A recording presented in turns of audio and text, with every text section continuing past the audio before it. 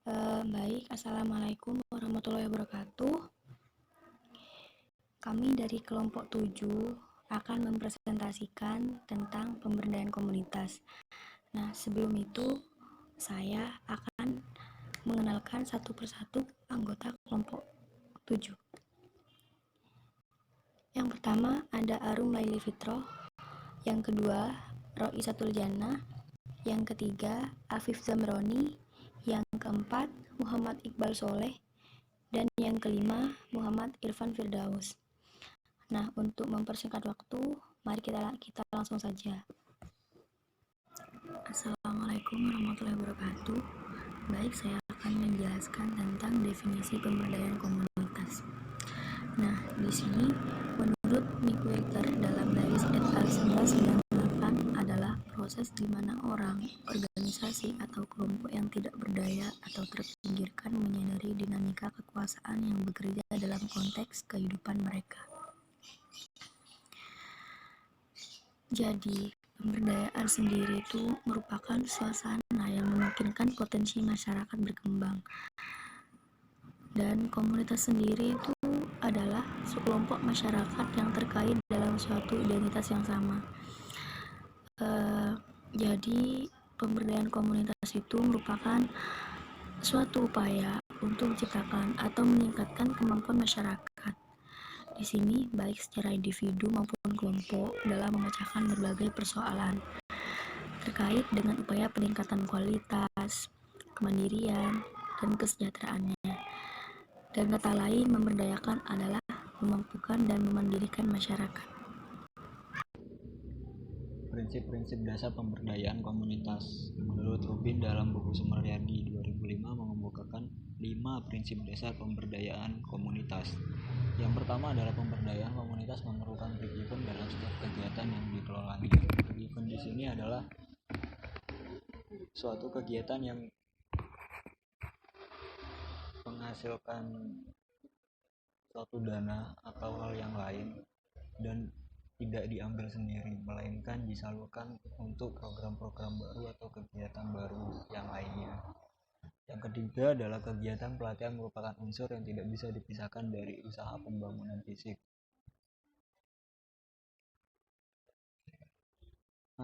Dengan adanya keikutsertaan masyarakat dalam pelatihan tersebut, maka di sini pengembangan program pemberdayaan komunitas akan lebih mudah tercapai. Yang keempat adalah usaha pemberdayaan harus dapat memaksimalkan sumber daya, khususnya dalam hal pembiayaan. Maksudnya dalam hal pembiayaan adalah memaksimalkan sumber daya atau misalkan membeli sumber daya. Yang dimaksimalkan adalah pengeluarannya berapa dan sumber daya tersebut bisa dipakai berapa lama, untung atau enggaknya, untung atau tidaknya, untung atau ruginya. Yang kelima di sini adalah kegiatan pemberdayaan masyarakat harus dapat berfungsi sebagai penghubung antara kepentingan pemerintah yang bersifat makro dengan kepentingan masyarakat yang bersifat mikro. Artinya, melalui kegiatan pemberdayaan ini, pemerintah mengetahui hal-hal apa saja yang dibutuhkan oleh masyarakat untuk meningkatkan kualitas dan kuantitas hidup.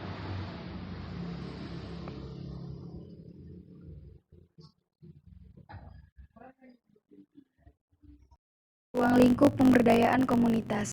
Ruang lingkup pemberdayaan komunitas mencangkup beberapa program pemberdayaan.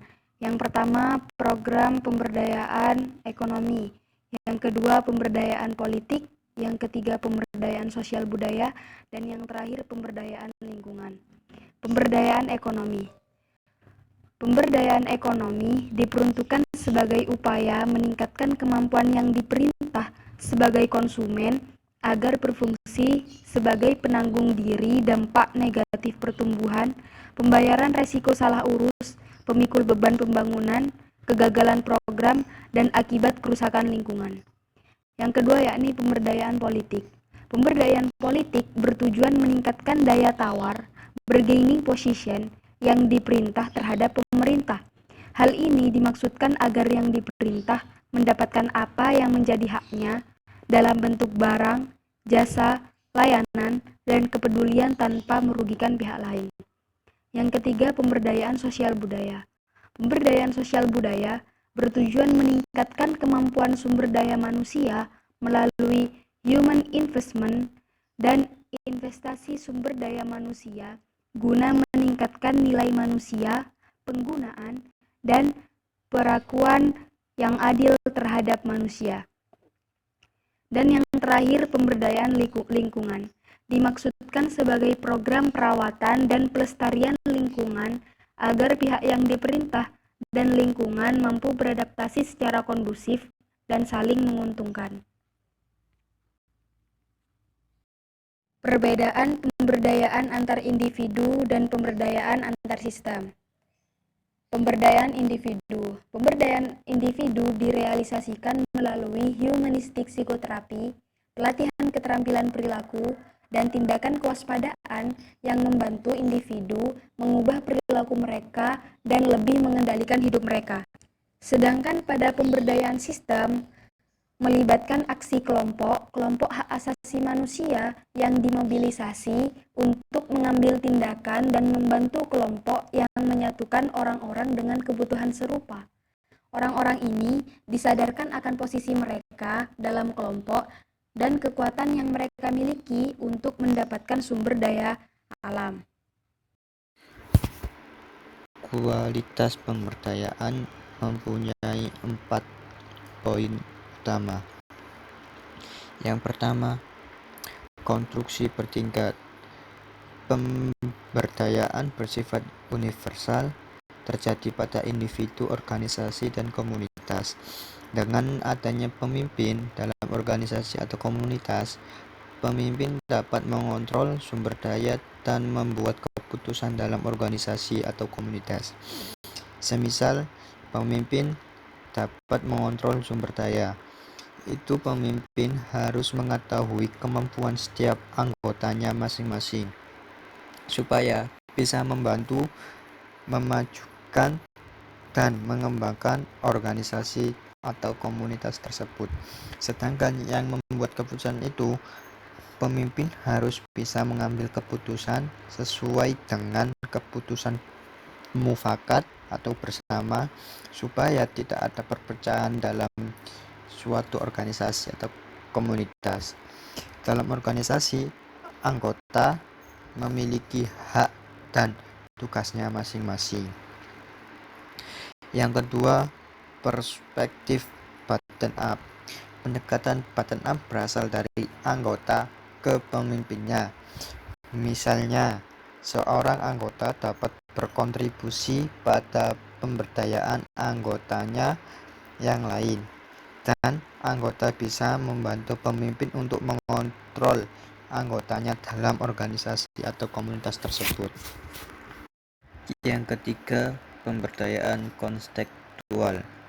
Pemberdayaan adalah konteks spesifik dan berbeda di seluruh organisasi, lokalitas, komunitas, dan budaya karena perbedaan secara pengalaman dan lingkungannya masing-masing.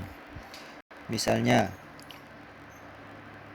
seorang dapat mengembangkan keterampilannya untuk mempengaruhi keputusan dalam sukarela kelompok masyarakat, tetapi mungkin menemukan keterampilan ini tidak sesuai untuk menggunakan pengaruh di tempat kerjanya yang berorientasi pada tugas. Yang keempat, proses pemberdayaan. Proses dinamis yang berkembang dari waktu ke waktu ini adalah proses memperoleh sumber daya, kekuatan, pengaruh, atau suara dalam mengambil keputusan. Ini dapat juga memburuk seiring berjalannya waktu. Misalnya di sebuah organisasi memerlukan anggota dan kekuatan untuk menjadikan organisasi tersebut berjalan dengan lancar. Tetapi seiring berjalannya waktu, anggota yang direkrut tidak menjalankan tugasnya dengan baik, sehingga organisasi tersebut bisa gagal dalam mencapai tujuan dari dibentuknya organisasi atau komunitas tersebut. Nah, di sini saya akan menjelaskan tentang menciptakan kondisi untuk pemberdayaan. Proses pemberdayaan psikologis bergantung pada dua komponen penting diantaranya. Nah, di sini ada dua teman-teman ya. Yang pertama itu kesadaran kritis, yang kedua kompetensi partisipatif. Di sini saya akan menjelaskan tentang kesadaran kritis terlebih dahulu. Kesadaran kritis berarti mampu mempertanyakan asumsi tentang hubungan sosial dan untuk mengenali dan melumpuhkan wacana dalam komunitas. Jadi kesadaran kritis ini merujuk kepada posisi seseorang dalam komunitas dan dipengaruhi oleh kebijakan-kebijakan dan juga norma yang berlaku. Yang kedua, kompetensi partisipatif. Di sini seseorang juga membutuhkan keterampilan perilaku untuk berpartisipasi. Contohnya, salah satu contoh masalah masyarakat mengartikulasi. Yang kedua, mengelola konflik. Yang ketiga, mendukung pandangan sendiri. Dan yang keempat, tegas dan konstruktif. Nah, yang selanjutnya kita akan membahas tentang dasar terbentuknya pemberdayaan komunitas. Jadi, apa itu pemberdayaan komunitas? Pemberdayaan komunitas merupakan suatu usaha atau upaya yang dilakukan dalam rangka mengembangkan kemampuan dan kemandirian komunitas dalam memenuhi kebutuhannya. Nah, upaya pemberdayaan komunitas ini didasari pemahaman munculnya ketidakberdayaan komunitas akibat tidak memiliki kekuatan. Chief F mengidentifikasi beberapa jenis kekuatan yang dimiliki masyarakat dan dapat digunakan untuk memberdayakan mereka, yaitu yang pertama, kekuatan atas pilihan pribadi, yang kedua, kekuatan dalam menentukan kebutuhan sendiri, yang ketiga, kekuatan dalam kebebasan berekspresi, yang keempat, kekuatan kelembagaan, yang kelima, kekuatan sumber daya ekonomi, yang keenam, kekuatan dalam kebebasan reproduksi. Nah, faktor lain yang menyebabkan ketidakberdayaan komunitas di luar faktor ketidakadaan daya adalah ketimpangan, yang meliputi ketimpangan struktural, ketimpangan kelompok, ketimpangan personal. Nah, di sini upaya pemberdayaan masyarakat itu ada 3 strategi, yaitu yang pertama, pemberdayaan perencanaan dan kebijakan yang dilaksanakan dengan membangun atau mengubah struktur dan lembaga yang bisa memberikan akses yang sama terhadap sumber daya, pelayanan, dan kesempatan berpartisipasi dalam kehidupan masyarakat. Yang kedua yaitu pemberdayaan melalui aksi-aksi sosial dan politik yang dilakukan melalui perjuangan politik dan gerakan dalam rangka membangun kekuasaan yang efektif. Yaitu yang strategi yang ketiga berupa pemberdayaan melalui pendidikan dan penumbuhan kesadaran yang dilakukan dengan proses pendidikan dalam berbagai aspek yang cukup luas. Hal ini dilakukan dalam rangka membekali pengetahuan dan keterampilan. Nah, masalah-masalah seperti ketersediaan informasi, biaya, dan manfaat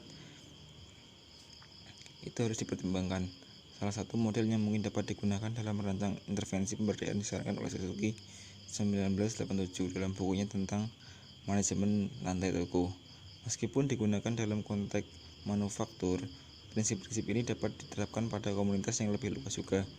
Model ini menunjukkan bahwa ada 4 faktor yang kondusif untuk pemberdayaan: bersedia, mampu, diizinkan, dan bertanggung jawab. Kesimpulannya, jadi dapat disimpulkan bahwa perbedaan sebagai mekanisme di mana orang, organisasi, dan masyarakat mendapatkan penguasaan atas urusan mereka sendiri. Oleh karena itu, yang dimaksudkan untuk memasukkan perasaan psikologis untuk mengontrol pribadi dan kepedulian dengan pengaruh sosial aktual dan pemberdayaan kualitas adalah upaya untuk meningkatkan harkat dan martabat lapisan masyarakat yang dalam kondisi sekarang tidak mampu untuk melepaskan diri dari perangkap kemiskinan atau keterbelakangan.